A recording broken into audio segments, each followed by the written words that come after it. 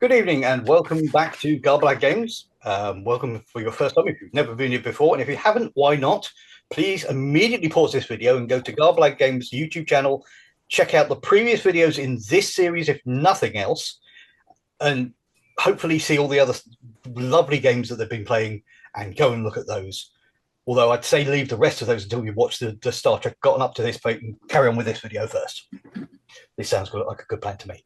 I am Richard, the GM with a wandering mouth that has no idea what the hell he's talking about most of the time and can't keep track of words because, words are hard.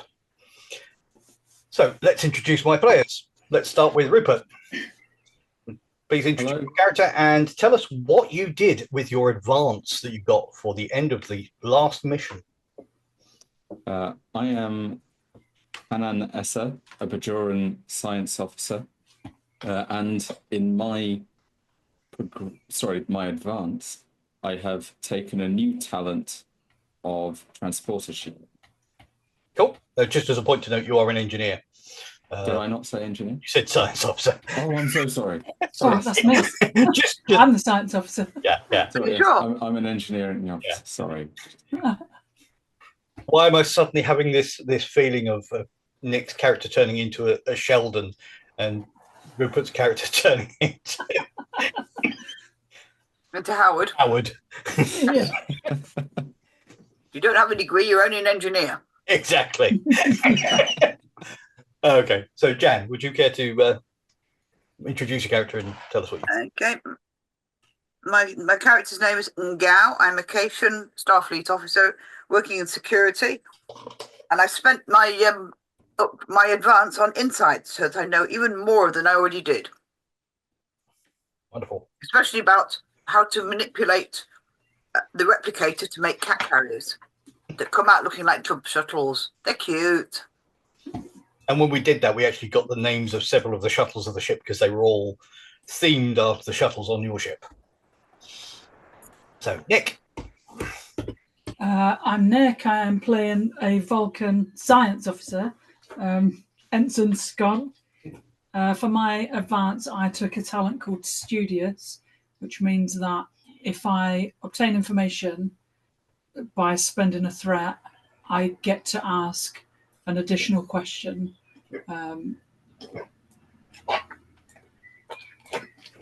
Right? So last time we had finished the mission at the end of the session. So they successfully completed Triborgs, which was dealing with some Borgified Tribble from another plane of existence, another quantum reality.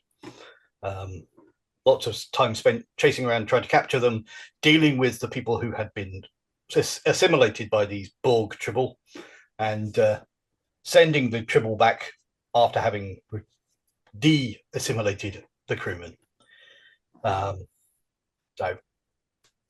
Right. We begin this mission.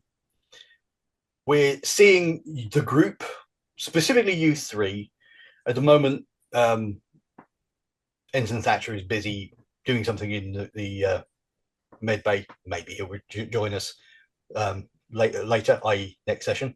But in the meantime, you three are heading towards the holodeck.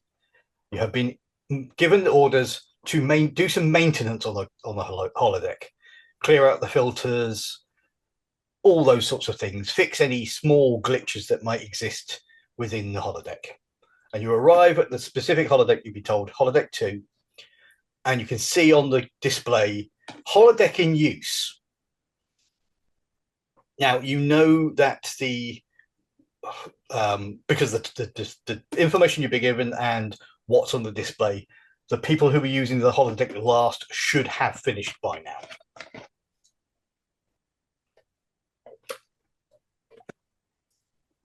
I shall observe traditional holodeck protocols and press the intercom to find out if there's anybody in there. Okay. You effectively do that. I can't remember how. It's been a while since I watched normal Star Trek. Yeah, but I'm sure there must be a push button and you can talk to the people inside there. You don't necessarily want to walk in and ruin whatever they're in the middle of. And you don't necessarily want to walk in and see what they're in the middle of. I think normally it's you basically you press a button and there's a ringtone, a doorbell type of thing, and then but they will let you in. Nothing obvious happens. You don't get a response. After I finish complaining about people not respecting the correct protocols for like just why are they still in there? They know we've got to do this. This is just a real pain. I think my character is going to try and see what program is active in the holodeck. Sure. You can easily get that information. It's what the information comes up. It's a holo novel called La Courtisane, or the courtesan in English. A medieval style holo novel. Is our engineer also able to find out who actually is on the deck at the moment? You can see who booked the holodeck. It's entirely possible that someone's wandered off and left the program running. Yeah, but if we find out who it is, then we can beat them up later. Metaphorically speaking, because I do not condone gratuitous violence. You're a cat person, of course you do. Officially, I do not condone gratuitous violence. So what I do in my time off is nobody's business but mine. It's a cribble I made. There is a there's a lieutenant and a senior lieutenant and a junior lieutenant of command and engineering are in there, or at least they booked the holodeck, but there is no response from them.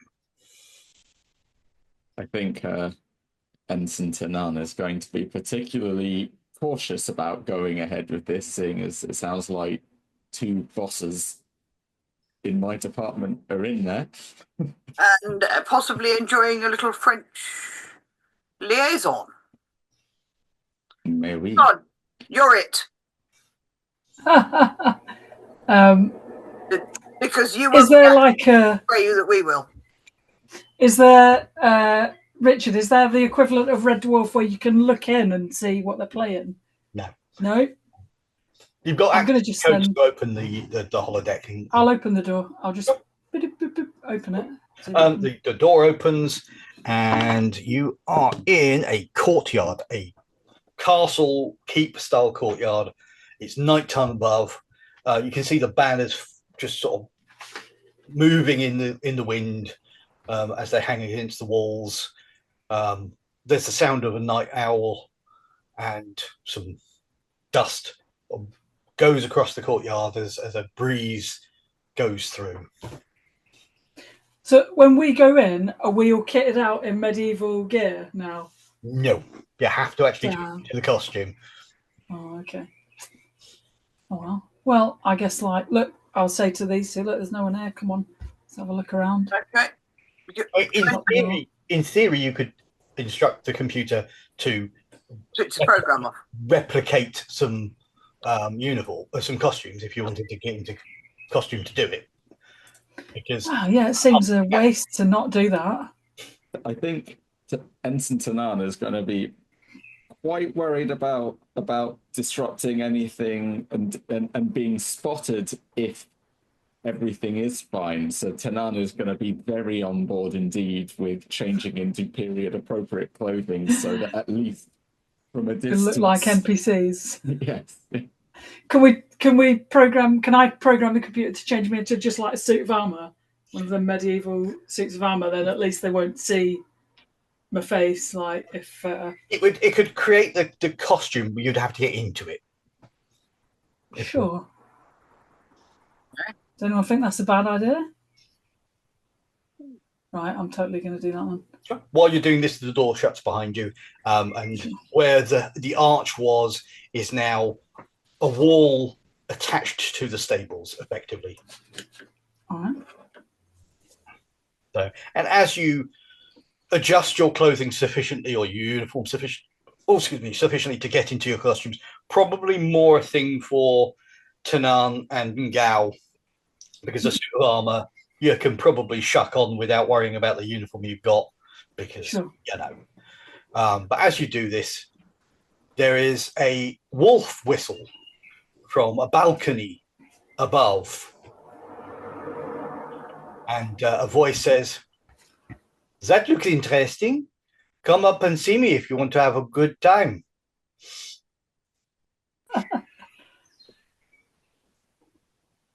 What do they look like? Can we see who it is? Yeah. You look up and you see a very handsome, wavy hair, broad chap wearing quite light silk shirt, which does nothing to hide his muscles and the shape of his chiseled chest.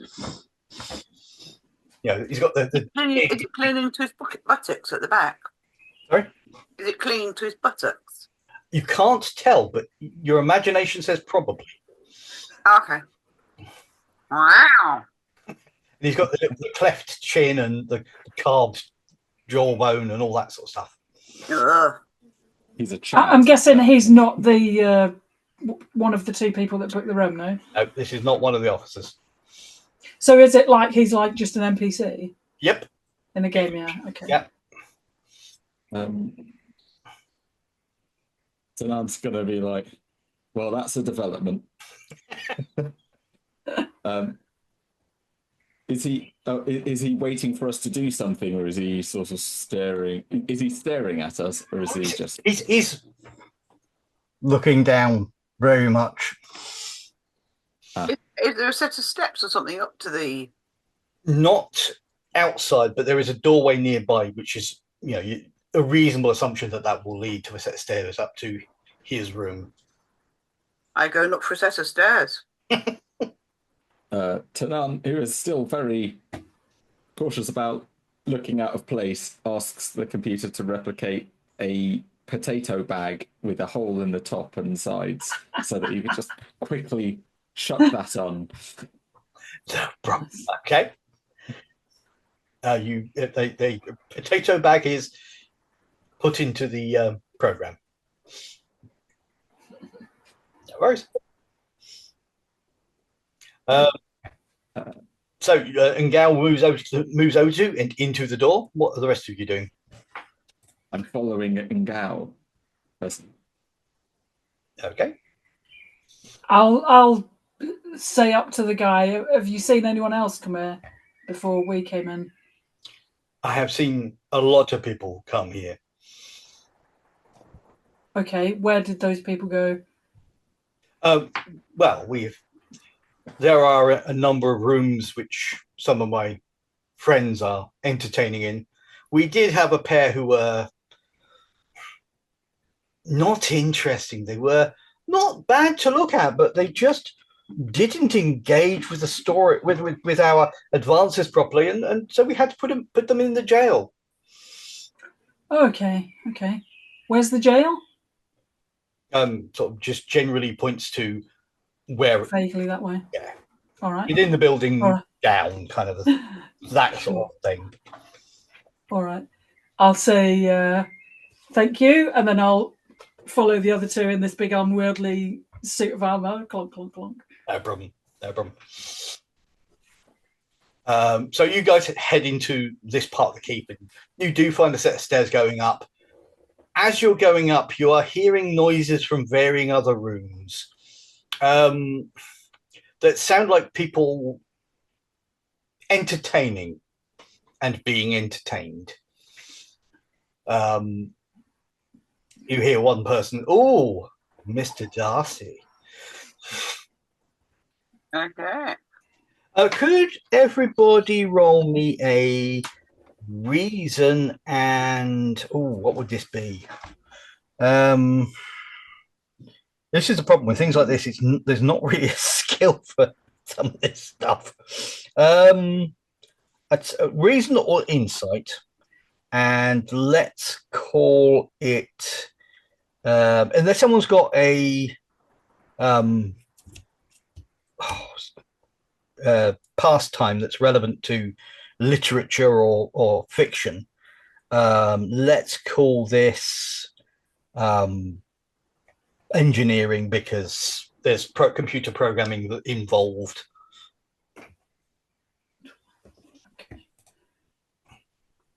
Oh, Oh, hell yeah. I got a 1 and a 4. Okay. I was going to say that for you guys, the difficulty is going to be 2 because you're not human, which is it's a human program. But Sure, sure. do you? None of us are human, are we? No. None of us. Oh. Do you Right. have any focus that would be relevant? Whether it be What? holodeck programs or human history or fiction? No, it depends what I'm trying to figure out. Maybe mental resistant techniques to shut out the noise of the entertainment. Or logic or diplomacy, but I don't think they're really that relevant. Yeah, I don't think they will be in this. So there's 2 successes, so you've succeeded. How about you guys? So can I, Richard? Is it only if you've got a focus that a 1 is a crit, or is it anyway? Sorry, good point. Yeah, no. If you are right, so let me put that down. So if you have not got a relevant focus, 1 is always a crit. If you've got a relevant focus, anything up to the rank department are the crit. Right, cool. So yeah, 3 successes then. Cool. So you've got a point of momentum already. Yeah. Only 1 success. Okay, so unfortunately, you're not recognising it. How about Tennant? Sorry, I've forgotten exactly how this works. How many am I rolling? Okay. 2. So you always roll 2 dice unless you're assisting someone. You can buy up to 3 more dice if you want, either by adding to threat or by spending momentum. Okay, so I rolled a 10 and a 9. What do I need? Sorry, what do I need to? So it's either insight or reason. I'm happy with either one. Add that to your engineering department. I don't need to roll below that. Equal to or below. Okay, yes. So yeah, that's 2 successes. Nice. Okay. And I also have a thing that says whenever me or an ally fail a task, as long as I'm there, I can add 1 more momentum to the pot. So we've got 2 momentum. How's the threat? Is it 6? It's currently 6, yeah. 6. I'll chuck it in the chat again. Thank you. Okay. So Tennant and Scon, maybe you spent a bit more time investigating some of the literature. Maybe your one of your Starfleet your cadet time in Starfleet got you involved in some theatre or sort of reading club or something. This holo novel is, think, a Ginny Cooper style holo novel. Very much a. How would you describe it? A Ginny Cooper novel, Jan? Because I've never read one. Punkbuster. Yeah. And the most recent television version on Rivals is Equal Opportunities. There are as many dicks as there are boobs. Apologies for write that down. A language. Yes. Everybody jumps into bed with everybody very regularly. Marriage is irrelevant. So it's a lady, of you. They are lady novels, which are the sort of erotic style stories. So no problem. So you start going up the stairs, hearing all these noises. You two figure basically that just makes your brain go, oh, okay, that's what we're in. This is one of those things. Now you have a bit of Scooby, but you get up to approximately where you think the floor would be for this, and there is a door that's just slightly ajar, which you think would get you onto where that balcony was, the room that balcony is attached to. Okay. So, you going in? I say we go through it. Yes. Okie dokie. You open the door. A plush, really well, for a medieval style, or a novel style, medieval style set of rooms. Throws and cushions and all that kind of thing. And standing in the doorway that leads out onto the balcony is this chap. Very much his clothes were sprayed on.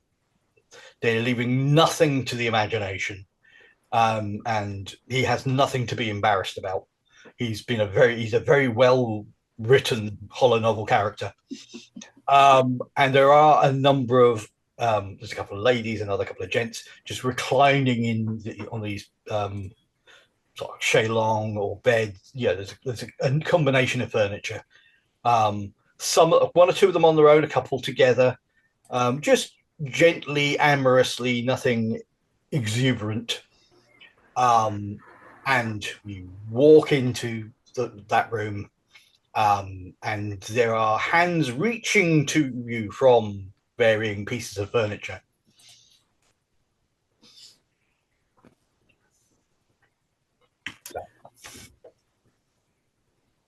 I'll scan around and see if I see the two officers, whatever that we're looking for. No problem. You can't in this room. You can't see any sign of the officers you're looking for. You are having, as you're going past a particular furniture, a hand reaches up and kind of tries to not grab, but tries to get your hand, pull you towards that piece of furniture. I congratulate myself on the suit of armor idea. As someone's sort of doing that and you sort of feeling quite confident in your suit of armor, they whisper, "Don't worry, I have a can opener."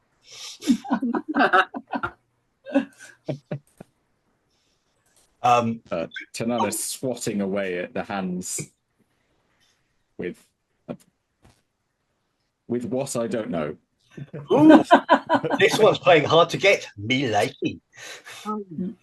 At this point, we shift view to Ngao to see what Jan's character's doing, but in the background, Tanan can be seen running, sort of, well, not quite running, but walking fast while being pursued by a scantily clad lady. So, what's Ngao doing? Looking very confused.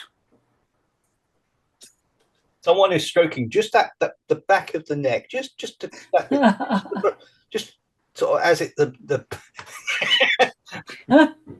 just that Tickle, it's tickling. It's tickling. And a warm, gentle hand sort of stroking down your back. My tail reacts. I can't do a lot about it. It's a reflex. I sort of arch my lower back and push into the hand a little because it's nice. Okay. So I'm looking around. As I say, in this room, you can't see any sign of the officers you know of who booked this holodeck. Okay. Does there look to be just a person who's in charge? Was it the balcony guy? No one specifically appears to be in charge. Give me a insight and let's call this command. Okay, not my forte. So I'm going to say this is only going to be difficulty 1 though. So I got a 8 and a 2, so I just need under a 10. Oh, 1 success. Okay. Under a 10 and you got an 8 and a 2. That's 2 successes, is it not? No. I've got an 8 for insight and a 2 for command. I need under 10. I got you.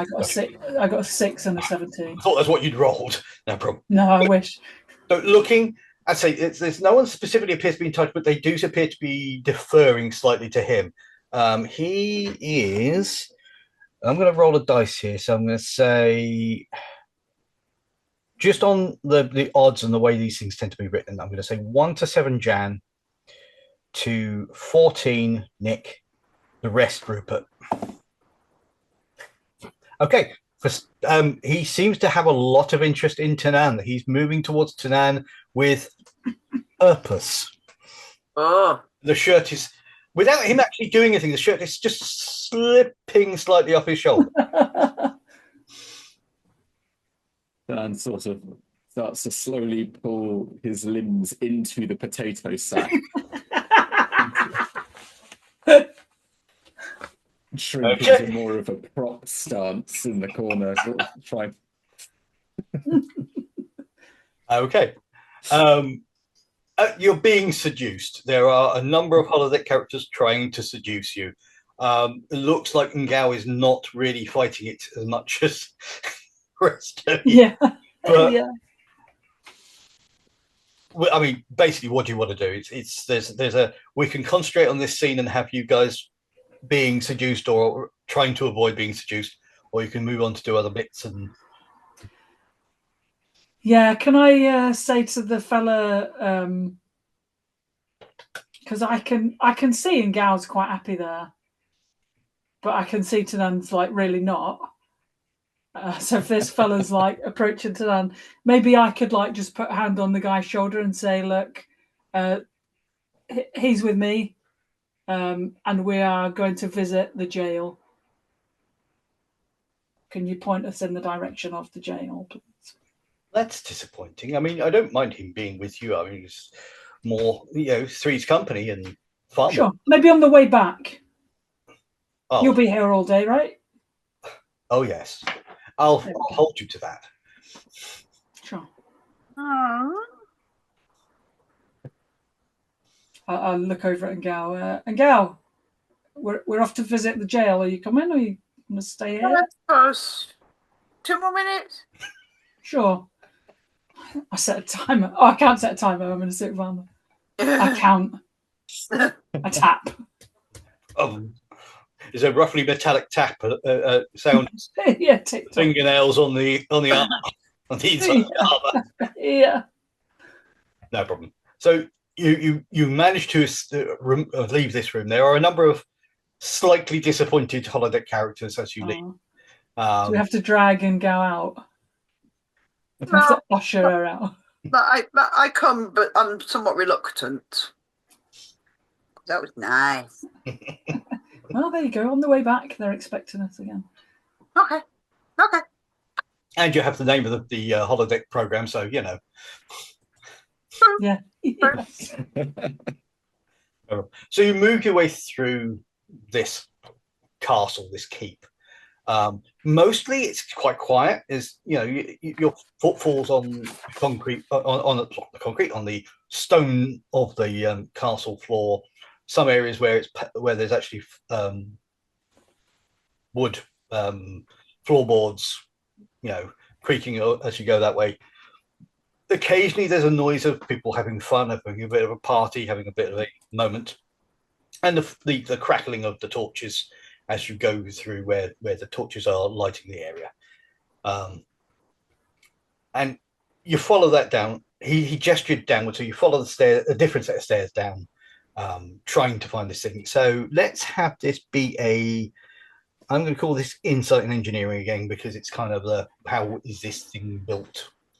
And I'm going to say this is going to be a difficulty of 2 on the basis that you're not really very familiar with the makeup of fictional French castles. All right. I've got 2 successes. No, I got no successes.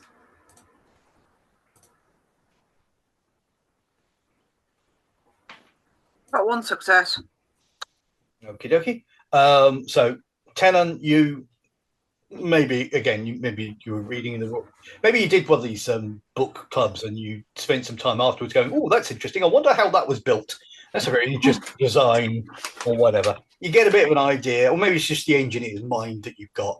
Where would the jail be? Probably in the basement, in the lowest level, probably center of the keep, or something like that.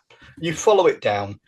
As you get to the ground floor, you're going past the main doors for this room, this keep, and standing at the main doors are 2 guards, 1 male, 1 female, wearing very body-hugging armor.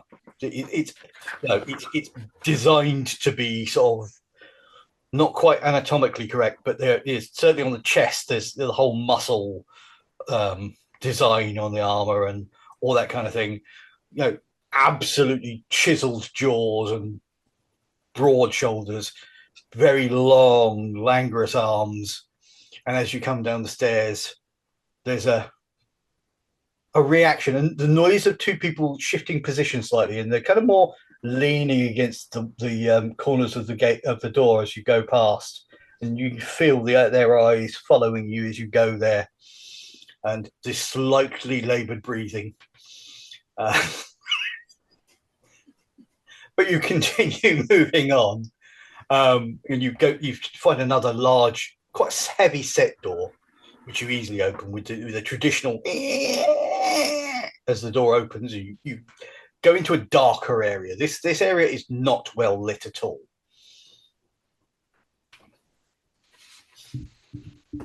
Are there like sconces on the wall? Oh yeah, Just light them. Yeah, I mean, you could grab a torch off outside this area, or you could light one from its inside. Yeah. As we walk down the shady corridor, I'll just be lighting all the sconces. So it's really lit up. You're going down a really badly designed set of stairs, to the point where it's almost a spiral staircase kind of thing. It's a half spiral staircase. And the outside has no guardrails or anything like that. Drop down into this room, and you can see a number with the light that you've got, adding to the light, the little bit of light that's there. You can see into a jail area, and there are your two crewmen handcuffed to the wall inside a cell. Are they enjoying it? You're not entirely sure. You think there's a degree of that, there's a degree of exhaustion, there's a degree of we really need to finish it. Something's gone wrong look on their face. And inside the cell with them is the jailer and two of her henchmen, who appear to be going along more. Let's put it this way: there were sort of likely not heavy whips, but there's some whippage going on. And some oil is being applied and things like that. Do they see us as we get down there? Like the officers and or the other folks? One of the officers locks eyes on you as soon as you come through the door. The other one's just too busy. It looks like he's trying not to enjoy what's happening. And of the three within the cell, one of the henchmen might have noticed you, but the other henchman kind of just at the wrong moment for them has changed his position because he's in the middle of doing something or has an intent to do something to one of your crew. And I rolled a 20 on one of the dice, so complication for them. What would you like the complication to be for them? I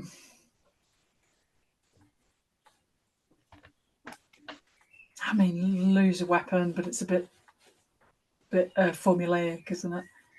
And they're not, apart from a whip, which is not really a weapon per se. Yeah. This is one of those kind of cat o' nine type things that come from, shall we say, specialist shops. Sure.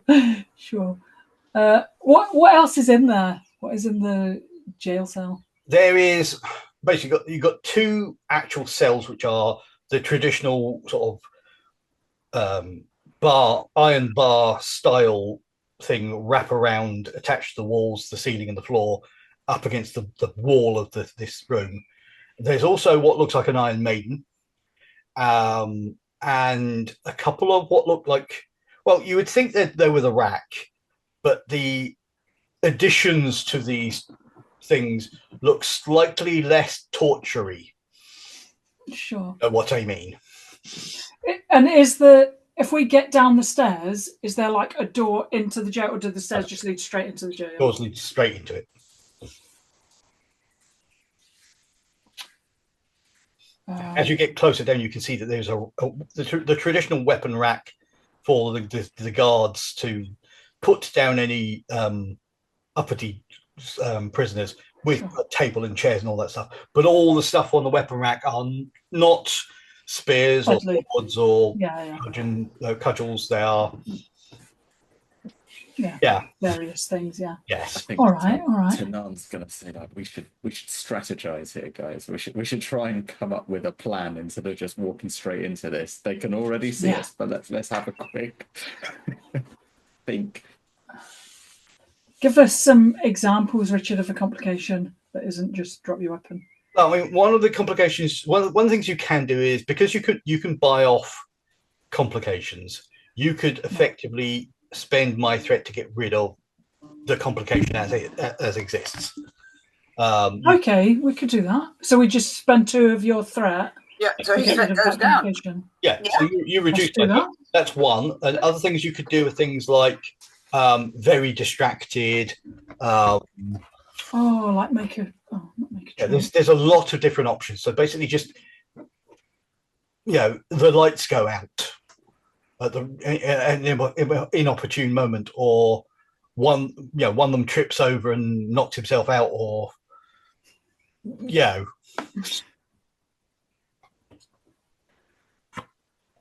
All right. Unless anyone's can think of something better and quicker, I'd say let's get rid of 2 threat for now, and then we're more even. Okay, if everyone's happy with that. Yeah. Yeah. No worries. So you get down, and as you get into the main area, it doesn't seem quite so threatening as it was previously. And these people are distracted, shall we say? But the door to that cell is actually wide open, and there are a number of implements leant up against the outside of the cell. Do the guards that have seen us, like, does it put them at like any panic, or are they just like, oh, there's more people milling about? There was one guy sort of saw you, but wasn't entirely sure because the other guy distracted him. Basically, Sure. I was using that as partially as to he stepped in the wrong way, but also that's one of the reasons the threat's gone down. So the other guys kind of was there someone up there, but the other guy got in his way, and by the time he looked again, you'd moved. Right. Okay.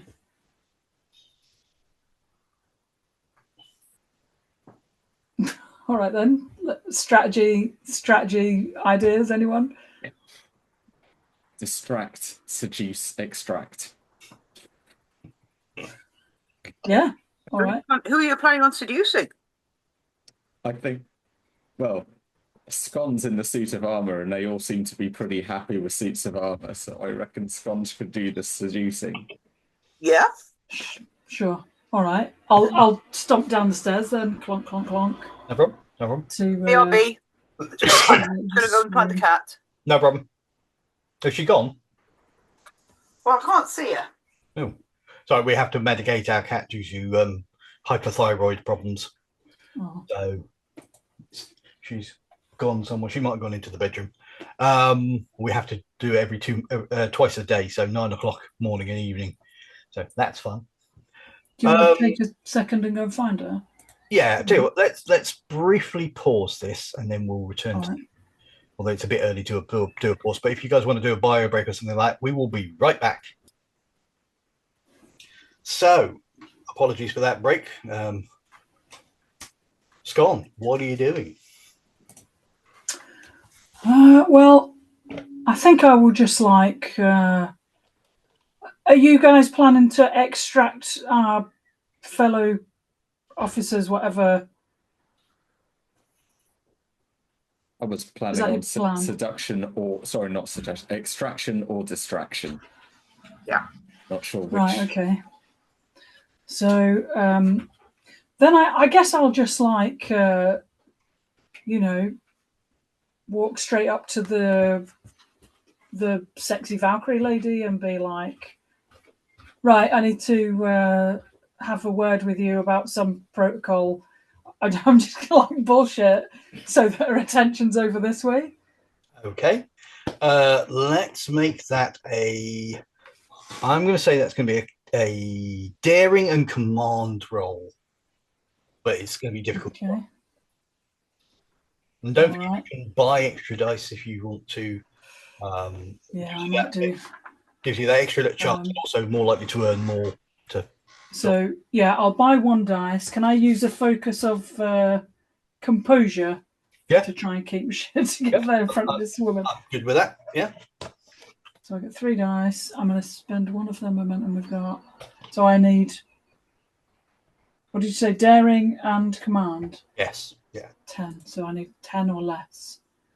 Okay. Well, I got 1 success, and the 17 and a 19. Okay. But I didn't hear you say any complication range is bad range. 20, so that's all good. All right. So no worries. Would you like to roll for your untapped potential because you just bought a dice? Untapped potential. I would, but that's a fitness. Yeah, it's a fitness. Sorry, fitness, yeah. That's a fitness thing. Yeah. Dull. Never mind. Okay. So you go over to you say that. She turns. They all turn to see you, and as she turns her kind of jailer garb, as she turns around, is, shall we say, not done up at the front at all. And the 2 guys turn around and they're wearing like the short shorts and like the open shirt kind of thing.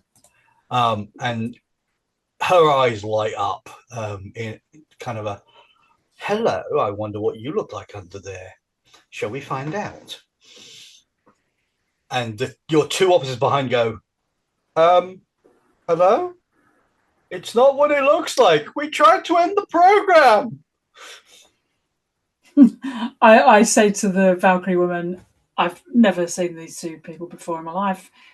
Just give me a minute, and I really slowly start like undoing the armor a little bit at a time. You know what I mean? It takes forever to get off like plate armor. I get 1 gauntlet. Yeah, do the thing. 2 sidekicks move over and start equally slowly aiding you. So what are you 2 doing? Looking to see if there's an easy way of releasing our 2 colleagues. Okay. And I know that they're, are the manacles actually locked, or are they just sort of positioned, that kind of thing? They appear to be locked. Basically, they're up, kind of arms above them. Do they have one of them like easy buttons that you just press it and it pops open? Yeah, that's what I'm meaning. Yeah. These look like proper manacles. Whippet. Tanan is going to sort of sneak around to look at these manacles, and I believe, because Tanan is an engineering officer, he should have a engineering toolkit. Well, you were coming to do maintenance on the holodeck, so that I don't see that as being a problem. That seems entirely reasonable. So hopefully there's something in there that can cut. Maybe. I would say that's most likely. I mean, I will say that these manacles, as a reminder to the players, and also for anyone who's not so familiar with Star Trek, the holodeck is a combination of holographic imagery, force fields, and replicated material. So not everything is an actual thing. In fact, you are in a room that's only about probably 8 meters by 8 meters by 8 meters, but you could be going across an entire world because of the way it kind of you walk and the floor moves underneath you so you don't go anywhere, and it kind of cleverly disguises. You could be 100 miles apart in the holodeck program and standing almost beside one another in the actual physical room that you're in. But yeah, there's bound to be something you can cut with. I'm going to say that will be a control and engineering roll. But I'm going to increase the complication range to 19 or 20 because you are trying to use an actual tool to cut a holographic set of manacles in a holodeck where the holo program has gone out of control. That's fair. Yeah. Sorry. So it was control. I think I said control and engineering. Was control and engineering? Control and engineering. Yeah.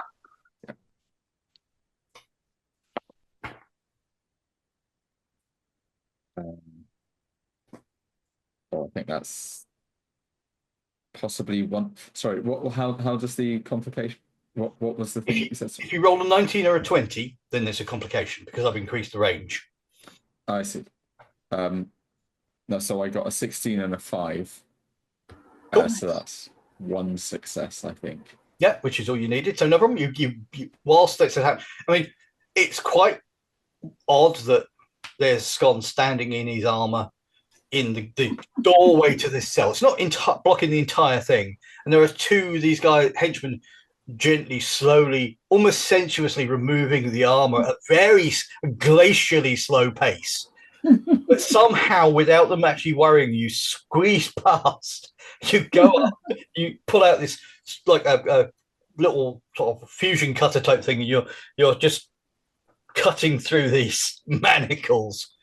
And these two officers are kind of there's a very sheepish look on their face, but they're also kind of looking at you with the okay, fair enough. So whilst they're doing that, what's Ngao doing? You've been looking around. You can't. They're attached to the thing. You can see Tenon's gone in and started to actually cut through the chains. Yeah. So what's Ngao doing? I'm going to move forward because if they have been chained up like that, their arms will be tied and they might stagger when they get loose, when they get free. So they're to support them if they, the blood rush down to, you let your arms go, the blood rush can make you dizzy, lightheaded, stagger a little. So I'm just going to stand there to catch if need be. No worries. So you start doing this. I'm going to roll a dice. I want to roll high. You want me to roll low. How quickly do they disrobe Scon, or at least remove the armor, in comparison to how long does it take Tenon to cut through these chains? I got a 4. So it doesn't take Tenon very long at all to cut through these chains. I'm guessing you're probably more likely to be cutting the chains than the actual manacles themselves, because the chains you're not going to be going too close to skin, whereas if you're trying to cut through the actual wrist manacle part, potential for physical harm. So it's probably quicker anyway. So you cut through these chains. They do slump slightly because they've been hung up for at least an hour, and that's got to cramp you, especially when you're not used to that kind of thing. Are they not used to this kind of? Well, they don't appear to be, but you never know. Half an hour, they'd have been all right. Yeah.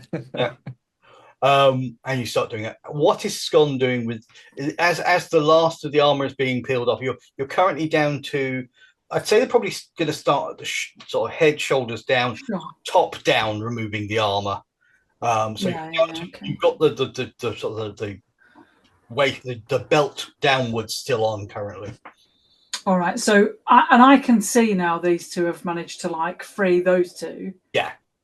Now I don't know if this is going to work like I hope it's going to work, and is Valkyrie woman helping, or is she just stood there? Oh, she's just watching and enjoying the sight. Is she close enough that, when these guys get a leg, I could lean, because I'm on one leg, and lean on her? I would say if you spend a point of momentum, yes. All right. I'll spend a point of momentum, and then what I want to do is lean on her and Vulcan nerve pinch her so that she goes unconscious, hopefully. I don't know if that's really how it works in this. I've seen Spock do it, though. Well, yeah. So, Vulcan nerve pinch. Let's have a look and see how that works.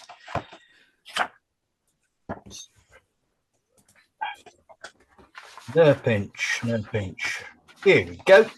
So, you need to make a melee attack, which inflicts stun injuries with a severity of 3. So, I believe that is fitness and security. Would you like to buy any more dice? I might well do. Give me a second. 4 threat still. Oh, 3 at 4 threat. So yeah, I'm going to do. What did you say? Fitness and security. Yeah. That's 15. I am going to spend 1 momentum to go 3 dice. And is it like a number of successes, or is it just like, I don't know how combat really works in this? Basically, attack. That's no problem. This is a different version of the system from the first edition, and I don't know how much you've done with that in the past. So, Right. it's actually, I'm seeing this as being a different stat. So it's up to you whether it's daring and security or fitness and security. I'm happy either way for this one at the very least. I'm not going to worry about. No, I'm going to use fitness because it's my potentially good attribute and my highest attribute. So it suits me to use. It's a difficulty 1. If the target is aware, they can attempt to oppose it using the same the daring and security. Sure. Because of what you're trying to do, I'm taking that as a they're not aware. Unaware. Wicked. All right. Let's see. So I need 15 or less. I've got 14, 14, and 10. Oh, nice. So 3 successes. That brings you back up to 3 momentum. Yeah. Can spend momentum to do stuff during this. So you're doing a severity 3 stun injury. What that means is when you successfully attack someone in 2nd edition Star Trek, they are defeated. All right. The severity of the attack is how much stress they have to spend to avoid being defeated. So Okay. let's say you've got 10 points of stress and I do a severity 3 attack on you and I'm shooting you with a phaser. I hit you, which means you are being stunned and you are going unconscious. That is happening. Unless you choose to avoid that effect by spending 3 points of stress and it just misses you, or you manage to tough it out, or it just grazes. Or you manage to dodge out the way or whatever. So that's the way that works. I'm not going to, because this is only the preamble. We're not even at the opening credits yet. Okay. I'm not going to. Right. So just remind me how many momentum we got back then, because I think You've got a total of three momentum and 4 points of threat. I think we should have. If we got 2 back then, we should have 4. Did we get 2 back, or did we get 1 back? No, you got 2 back, but my maths might be. I'll put 1 in. I'm not too concerned about that. I may have miscounted it, or you may have miscounted it. I'm not entirely sure with that. We're having fun, so that's the more important thing. Yeah, cool.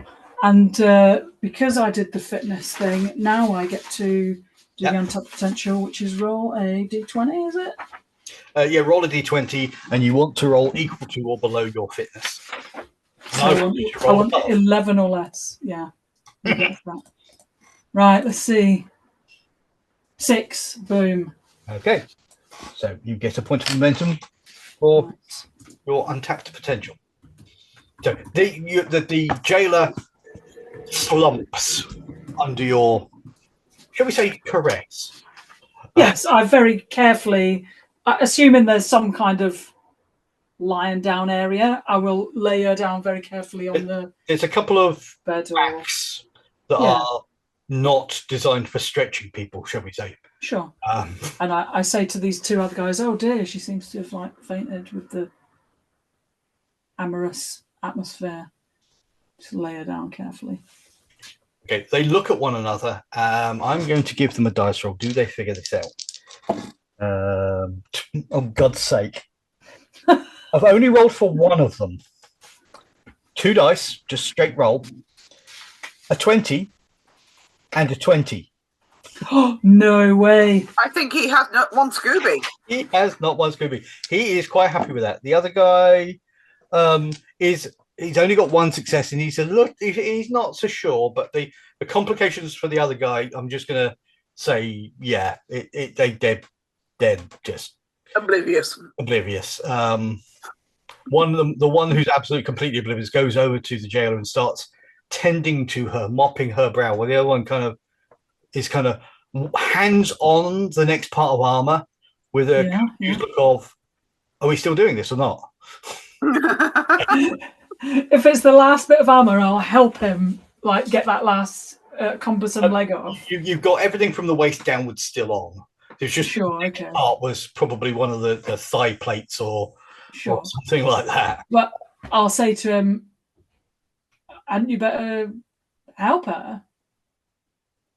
Oh, yeah. I'll just wait here. I'll just wait right here. But can you keep an eye on the prisoners? He doesn't even look into the cell. He just looks at, of course I will, yeah.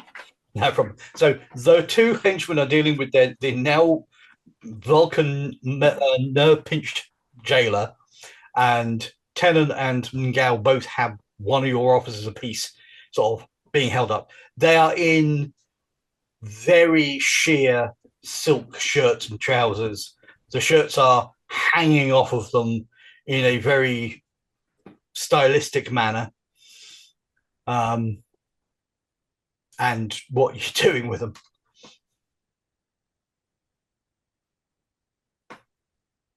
I'm going to offer my potato sacks. Get them out of here. Don't think we have time to change clothes. No, not really. No, we should just get out. Yeah. Okay, so where are you taking them? How are you getting them out the holodeck?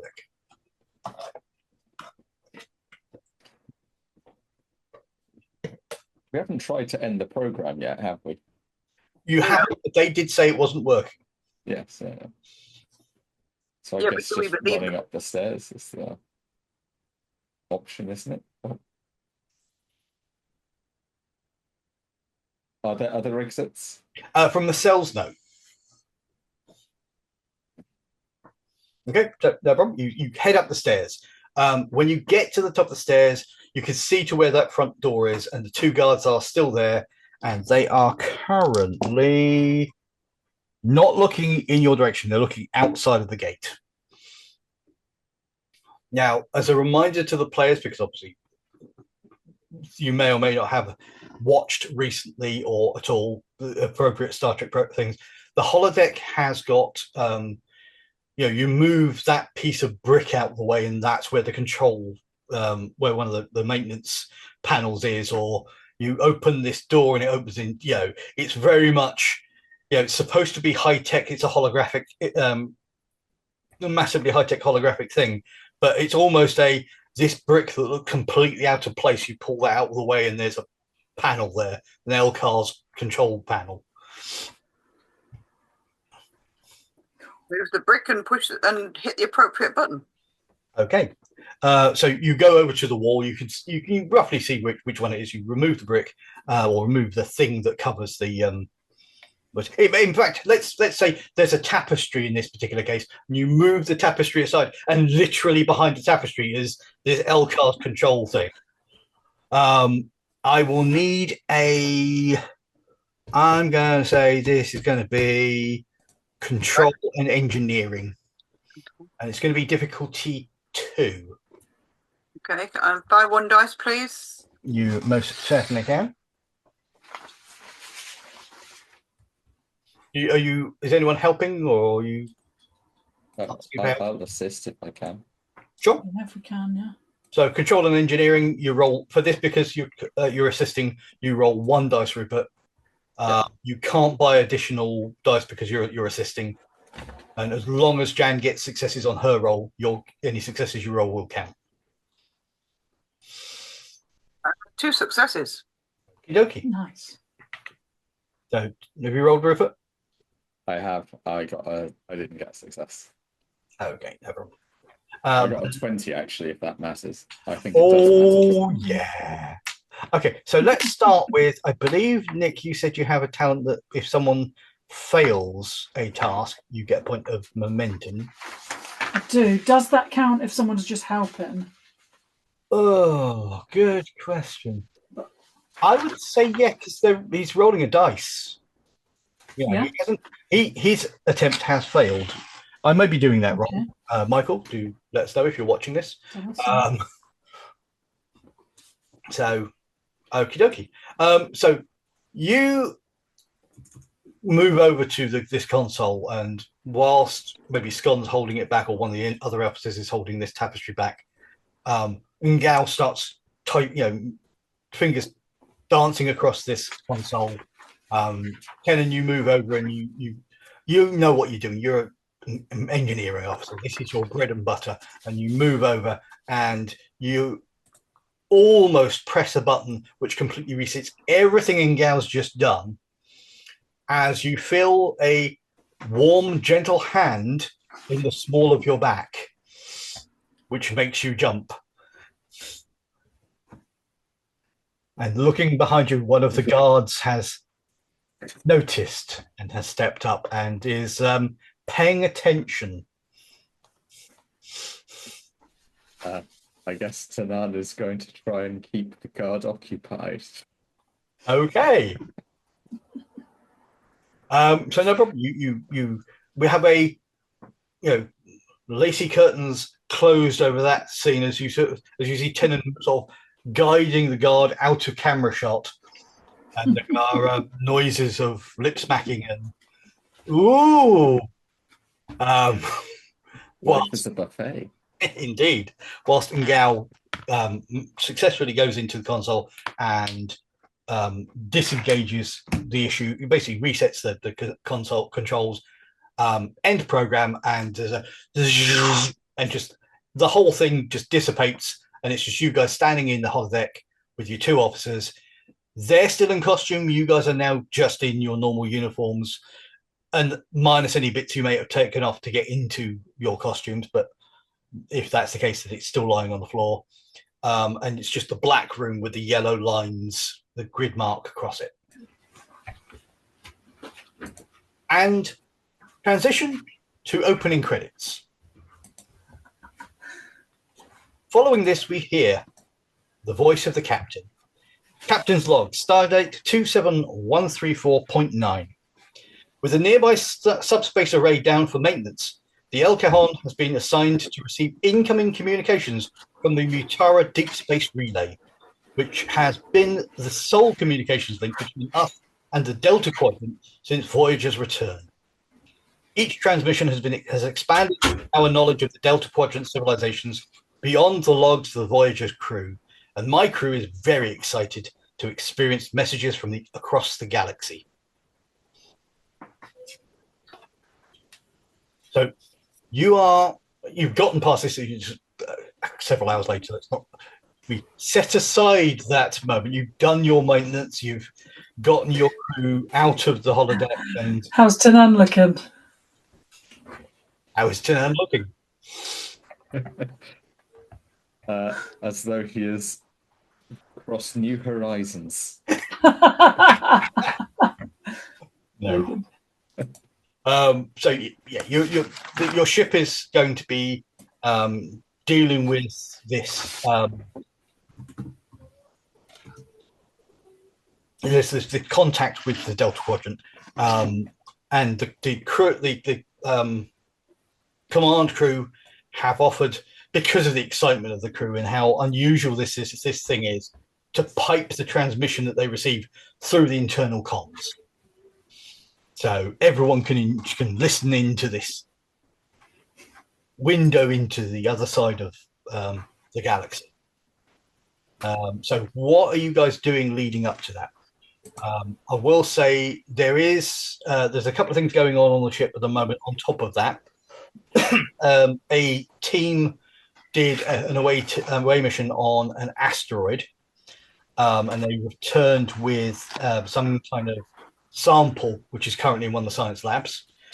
It's frozen at the moment, but they are slowly thawing it to test it properly. There is a sweepstake as to which species is likely to be doing the communication for this communication, with prizes which include swapped shifts and people doing people's shifts for them. So you decide what you're willing to wager, and then you might win someone doing your next shift for you. Holodeck privileges, meals paid for at 7 Under, the ship's crew lounge, all that kind of stuff. So what are you guys doing? we have like a listen party prepared, like sort of like a watch party, but a listen party for what the transmission is going to be. Are we on shift for this? Do we know? Good question. Well presented. Are you on shift? Just to keep it easy, I'm going to roll a dice. Odds you are, evens you aren't. I rolled a 1. Odds you are. Although there's nothing stopping you trying to get someone to cover your shifts for you. For a price.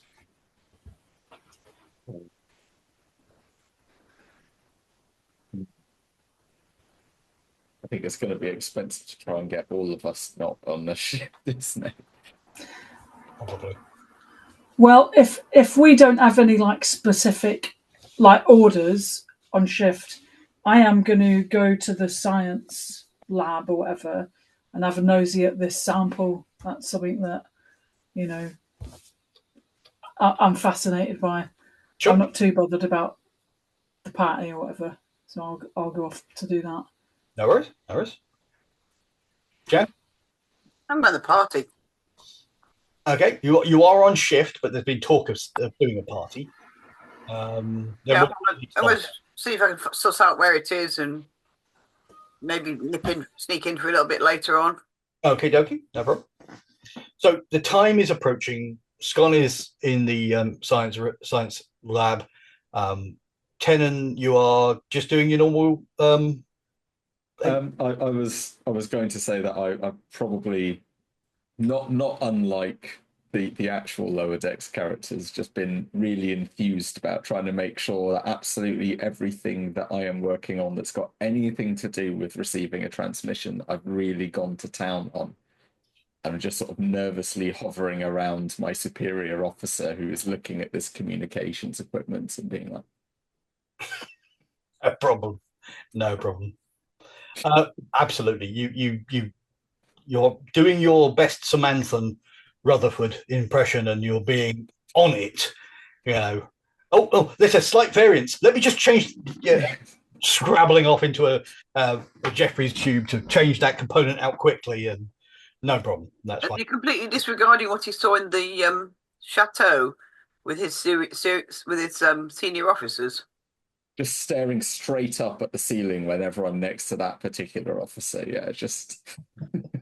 That particular officer is you cannot use a mental eraser. You cannot delete those images from your mind. That officer is looking at a different console that's just over your shoulder whenever he's anywhere near you. There is a brief moment as you're standing behind your superior officer, checking, watching this readout to make sure nothing goes wrong, as someone is just squeezing past you because it's a bit narrow at that point to get to a different part of the engineering, and a warm, gentle hand on the small of your back as you squeeze it past, and you probably shudder.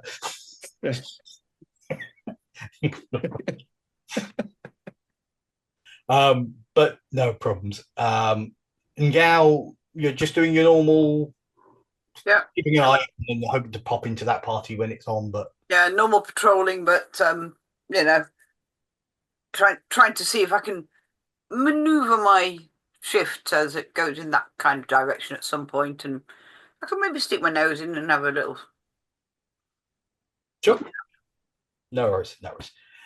As the scheduled transmission approaches, you can feel the excitement growing.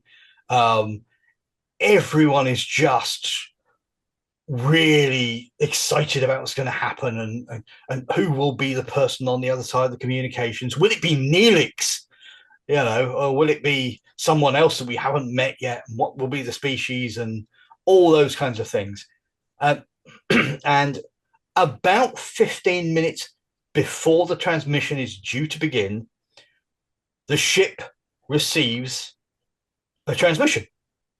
And over the communications, over the main internal comms, you hear a solid 13 seconds of high-pitched static.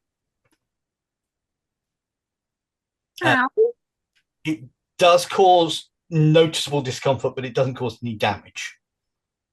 Can I have from all of you a insight and science or insight and engineering role. This is relating to communication. So if you've got any talents relating to that, it's relating also to things like patterns and all that kind of stuff.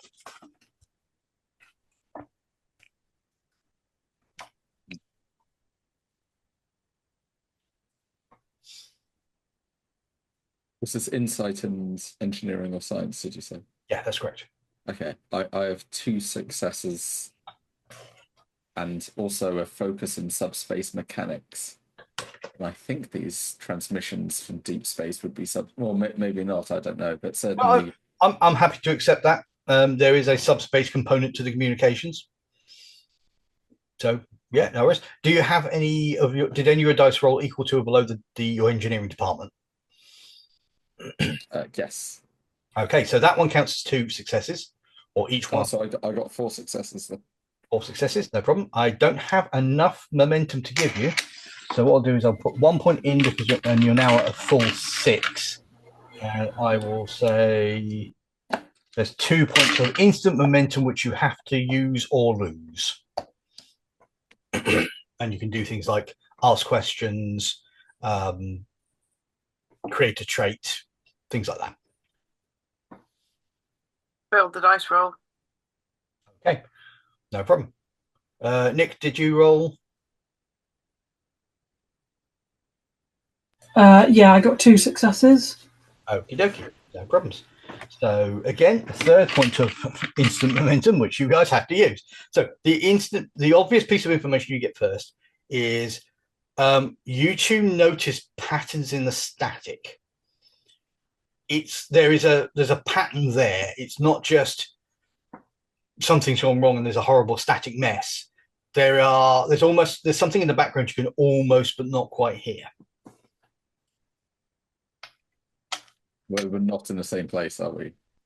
No, you are in your engineering department, and Scott is in a lab. So, what's your initial reactions? My initial reaction is going to be to contact my friend who's in the science department, which I think I should be able to do with the comm badge, right? Just immediately, yeah.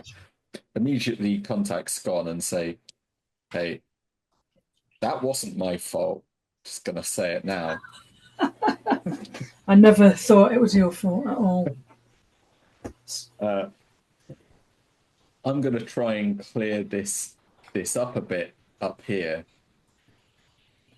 Can you see if there's anything? Can you analyze it down there? Is anyone analyzing it down in science? I don't know. Oh yes, so I suppose that's a different question I should ask. Is anyone up here in engineering thinking about trying to clear up what that static is? The immediate reaction is a lot of people are, what the hell was that? And that's a full 15 minutes early. There is during your communication, a communication goes to the engineering and the science heads, and from the captain basically saying that the duty science officer says that is there's some kind of signal within that, there's a pattern. Let's have a look and see if we can decrypt that and find out what that was. And that's largely what's going on. Nick, the initial thing when that's happening, you know that there's it's one of the other guys in there is preparing a data packet of research for transmission to the Delta Quadrant, and he was trying to sort of really reduce how much bandwidth it was going to take, because obviously there's a limited amount of transmission bandwidth. But you're having this conversation. All right. So how many points of momentum have we got instant to spend, and can you hear that background noise? There's something vaguely in the background, but it's not bad enough to be a problem. You've got 3 points of instant momentum between yourself and Ripper.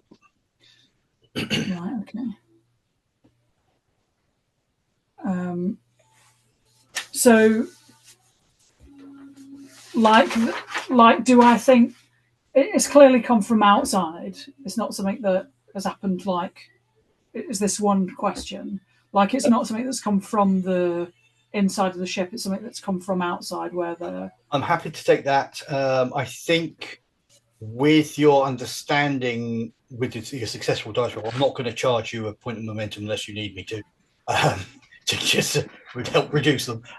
Yes, this is a incoming communication, and from what you can see, it appears to be this communication has come through the deep space array that you are supposed to be receiving a communication from. All right, so I have the thing that I just got conveniently, where if I spend a point of momentum, I can ask you 2 questions for the price of 1. So, do I have any idea like what it is? Is it like a mechanical thing? Is it a language? Is it something that I've ever seen before or heard of before? With your first question, this sounds like a very, very, very garbled communication of some description. The static patterns, you can't make out what they're saying without a lot of work, but you can make out that it feels like someone's trying to speak, or there's someone speaking within this static, but it's just completely garbled. All right. So the other question I'll ask you is, can I tell like where it's from? Yes, yeah. This has come from the Delta Quadrant. Yeah, but is it from like a planet or a ship or a asteroid or? I think you would know anyway, but this you can guarantee, you can check, and this does match up. That there's a specific base, a Talaxian base, which is where this comes from. For anyone who's not sufficiently familiar, there's a character in Voyager called Neelix, who I found intensely irritating, but his species is Talaxian, so humanoid, mottled skin, quite a snub, almost an animal nose, and lots of fur in varying places, and kind of reminded me in some ways of what's his name? Red Dwarf, Lister, in the sort of slobby in some ways. Sure. Facially more than, because he was usually quite sharply dressed, if in fashion statements that I would have said should be illegal, but Okay. So no problem. All right. So assume, Rupert, that I communicate all this to you, and also I'll do the same to Ngao, because I'm not sure where you are, but I'll have rung you on the comms and said the same and told you all the same stuff. Thank you. Yeah. So is that all our momentum used? Are we now? You've got 2 points of instant momentum. The one that Nick spent, shall we just say, is the one that she got. You've got 2 points of instant momentum, which you can spend on other things. You don't have to. It has to be said. You can if you want to. It's there for you to use. If you don't use it on stuff, it will go. But if you can't think of anything, then don't worry too much about that. And I try to clean it up, try to reduce any noise, any damage, make it easier to analyze using engineering techniques. What you could do is create a trait of insight into static communication, or give yourself a trait. Basically makes things easier for anyone doing a role relating to that. Yeah, sure. That sounds. Does anyone have an objection to me doing that with some of our? No. Yeah, let's do that. That sounds like a great idea. I'm so glad I thought of it. Yeah. So do you want to add that onto the traits channel in the Discord? That's the support. It's in my channel under Lower Decks, supporting characters and traits. Yes, and that's not a permanent trait. That's just a trait. Yes. Yeah, this will just be a temporary trait. You can spend momentum to make it permanent. This will last for, I would say, normally it would last for a scene, but there's also a degree of, or as long as it's sensible. So at the moment, while you're trying to decrypt this, it doesn't seem sensible that it would vanish after a short period, unless somehow you guys in a scene manage to decrypt the entire communication. Nick, can you make for me an insight and science roll? Okay. Science. I'm going to buy a D20 No worries. with some momentum. Is there a focus that, I mean, if logic, can I use a logic focus? I don't think logic in this particular case will count. All right. Okay, so I got 12, 14. Okay, so 2 successes. Okay. 7 and 8. What did I need? You needed 1, so you've got your momentum. Same. So you're back. Right. As you're listening to what Tennant's telling you and passing the communication on to Ngao, there's a noise. Someone has been a little bit careless with a piece of equipment in the lab. This is a traditional broken glass beaker or something in the background.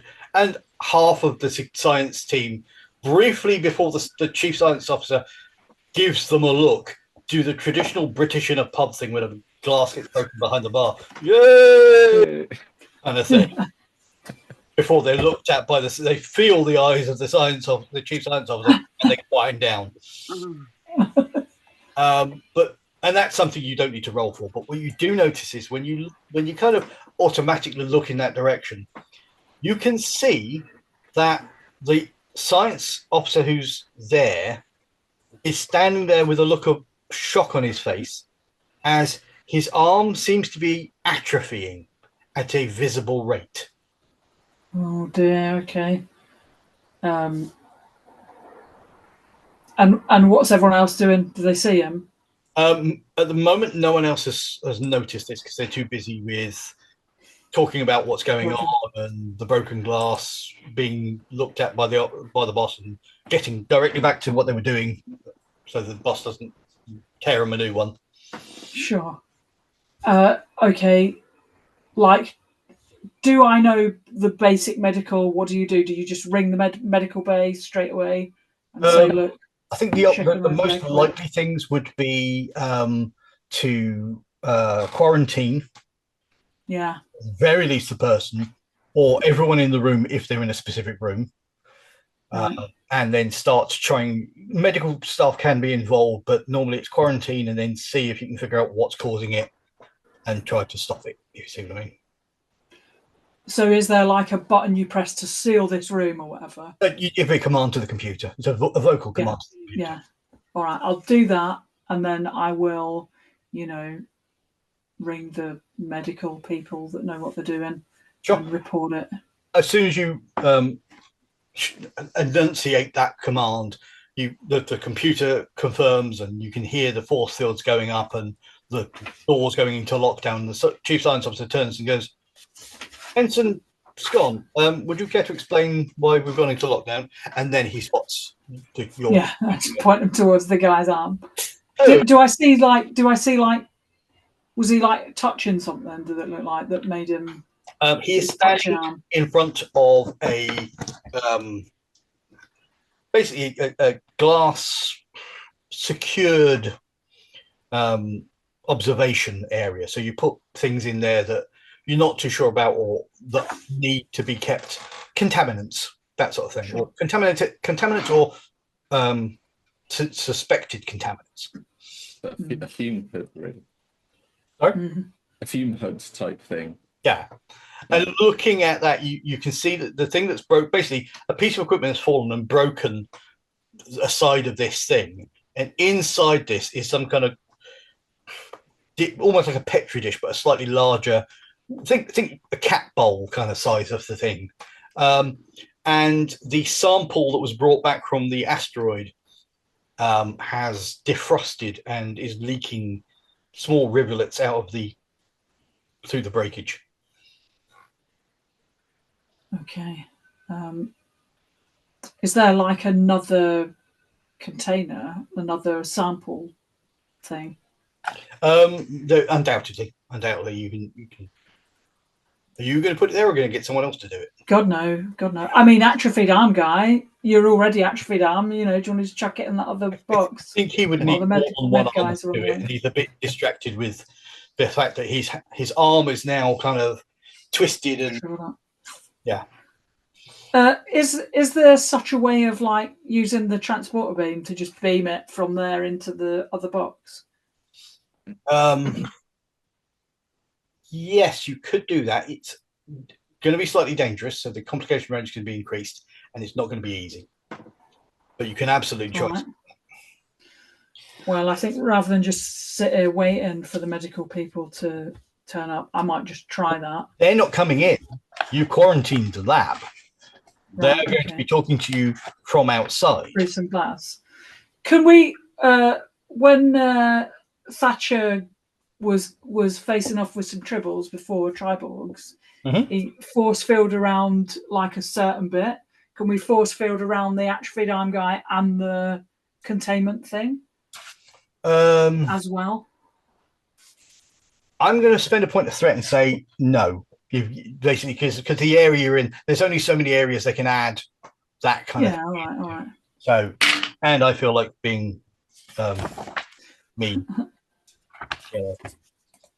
Because I'm a ref and that's my job. To be mean to people. So, transporters. 301. Oh, there we go, transport. So that was helpless. Right, let's go to the page. Don't you hate it when you go to the index, you find the thing you want, you go to the page, and it goes, go to this other page over here. I can't remember which book it was, but I had one where it took each one pointed me to the other page. There were 2 pages pointing to each. Yeah. Okay, so transporting from a transporter pad, not relevant. Transporting to another site. I think what we're going to do is we're going to treat this as transporting to another site, but I'm going to make it more difficult. So it's a control and engineering task, normally difficulty 0, assisted by the ship's science and sensors.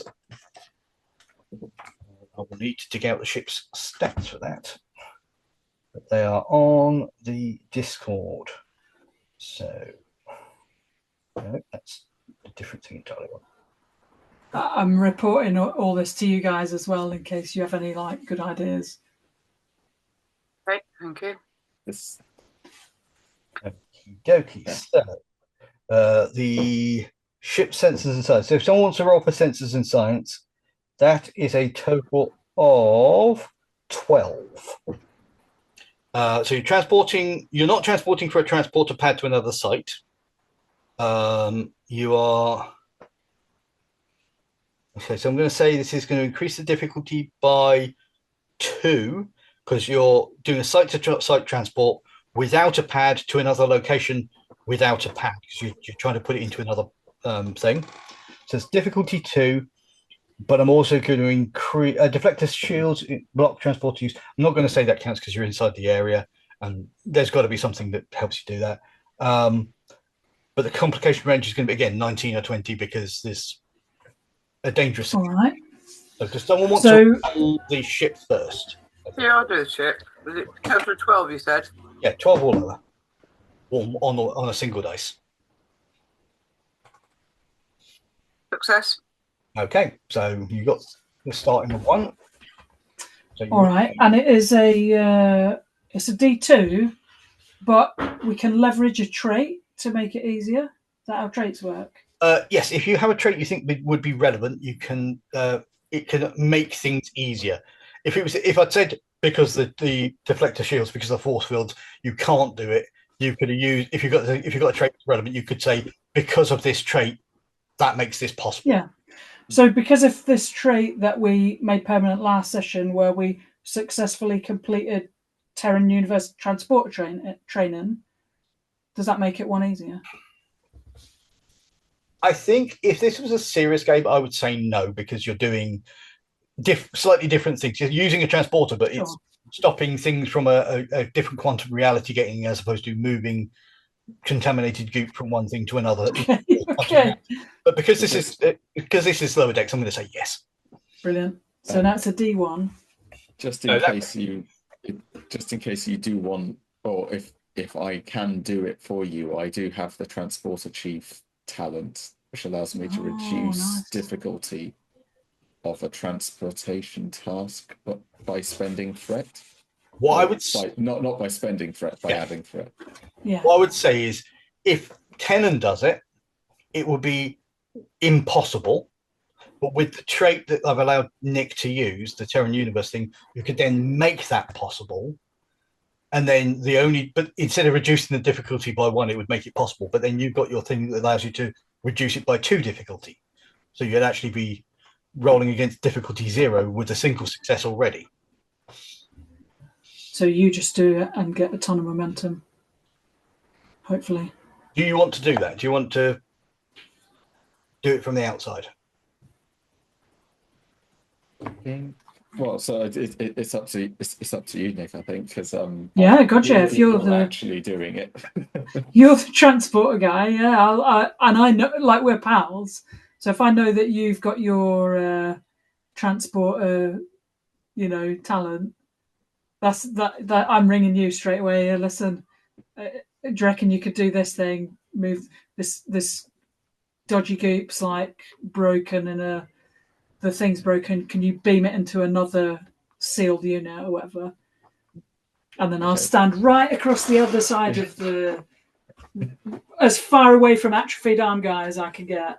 One of your colleagues has gone over and is trying to assist him, and you see the guy who's going to assist, his hand is starting to atrophy. Oh my god! Don't touch him. My phaser stun them both in a minute. I'll wait for. Okay, so we're spending. So it's now possible, and there's still 2 difficulty. Correct. It's currently 2 difficulty, but because of the Terran Universe trait, it is possible for you.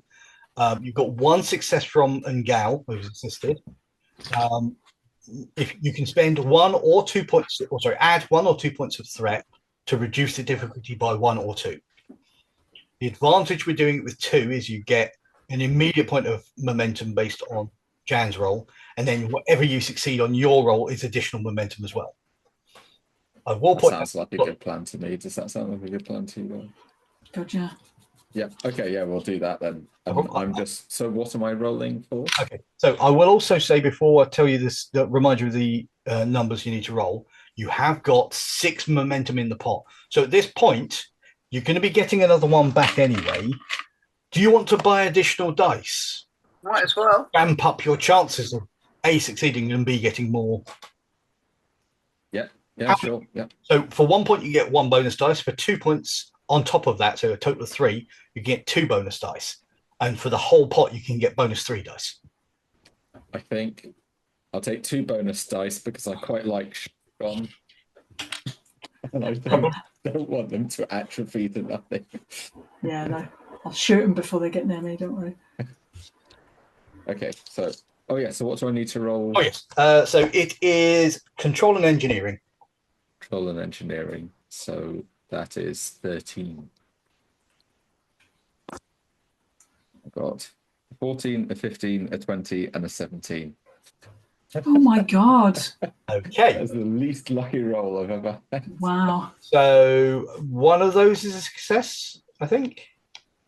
No, none of them are. None of them are.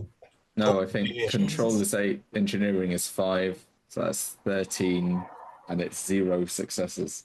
Okay. Luckily, it was a D0. Yeah. So you've got a point of momentum based off of Ngao's efforts. You have 2 choices at this point. You can take a complication, or you can add 2 points of threat to cancel the complication. But what's the fun in that? We do have a complication. What are we at now, Richard, with the momentum? You've got 4 points of momentum, and I've got 5 points of threat. Now, I've got the thing where, tell me if it counts, because I know we're in different areas. Mhm. Whenever me or an ally fail a task, as long as I'm present in the scene, we can add a point of momentum. I'm happy to account that. Yeah. All right, cool. Because you're on Fine. communications. The thing with Yeah. things like this, where there's communications, a lot of it is science fiction, especially. They tend to be a bit more forgiving in who's in a scene. Doesn't necessarily mean in the same room, but you are in things that are happening. You're involved. All right, cool. So no problem. So are you buying off the complication? Or are you going to take the complication, Rupert? I don't know, Nick. What do you think? I am very inexperienced with the with this. I think it depends on what the complication is. Because I'm pretty sure in the rules it's like you can decide to buy it off once you know what it is. Okay. But then that forces GM to think of something. I don't remember that being before we decide. Go with that for the time being. Basically, it's going to be he successfully transports the goop from a broken container to a sealed container, but not all of it. And some of it goes to a random location. Oops. I think that sounds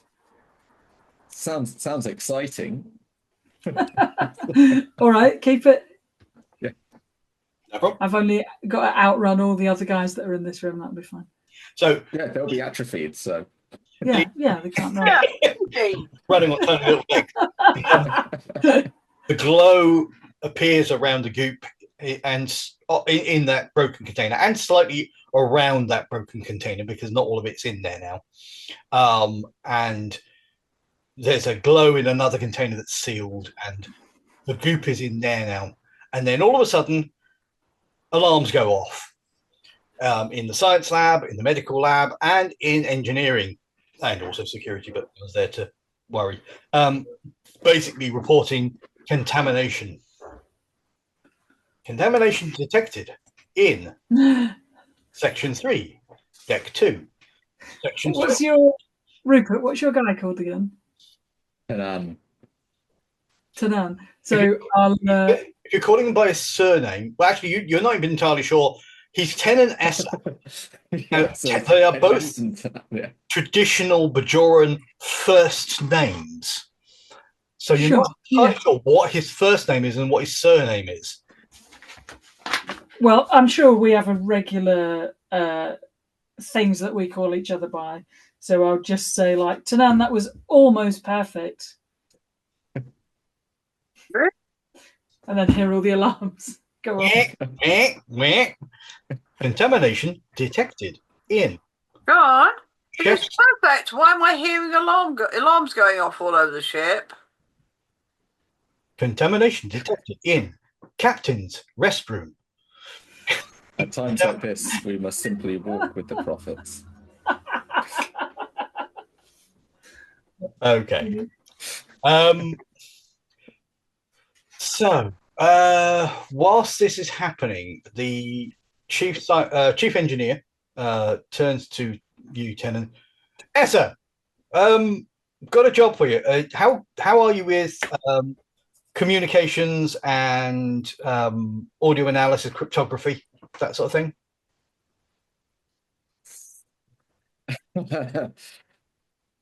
I got subspace mechanics and optics, and that's pretty much everything in my communications thing. But yeah, sure. Okay, whatever. right. I'll give it a go. Captain's ordered me to put together a team with some of the eggheads to try and figure out what this static burst was. You've got a science friend, haven't you? Do you think she's available? Sorry, do you think he's available? I keep forgetting. There was a moment there in that holodeck program where he may or may not have been available, but I reckon he is now. Okay. No, he's in a quarantined lab. That'll be a no then.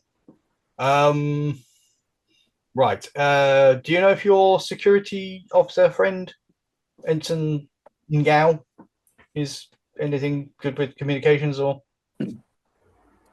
She's on the comms channel with me at the moment, right? Or very recently was. Yeah. It wouldn't take a moment to. I mean, literally, you tap the comm badge and you go, Ngao. or Yeah, out, and it goes through to her, so it's not a problem. Yeah. Okay. So are you free, Ngao? of course. Then yes. Okay, wonderful. So which way do you want me to attend to, sir? The captains ordered me to put together a group to try and figure out what these communication static burst was. Okay.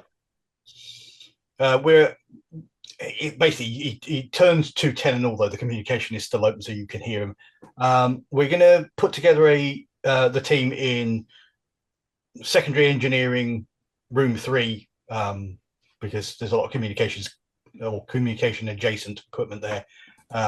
So let's see if we can figure out what this communication burst was. On my way. Okay, so you go that way. Tenon, are you heading that way? Yes. Yeah. I'll obey anyone as long as they've got 2 pips and clothes on. and clothes on. Yeah. Oh, getting fussy now. 2 pips and clothes. No problem. So you head that direction. No problem. When you get there, there's a whole bunch of people. The room is as full as they can make it. They've replicated new tables and consoles and chairs, and there's people just headphones on and really oscilloscopes with wavy lines on them, and people dialing in. It's almost like, in fact, it's lower deck, so it probably is. You look into the room and there's like a CB radio, there's an oscilloscope, there's a really complicated subspace communications array.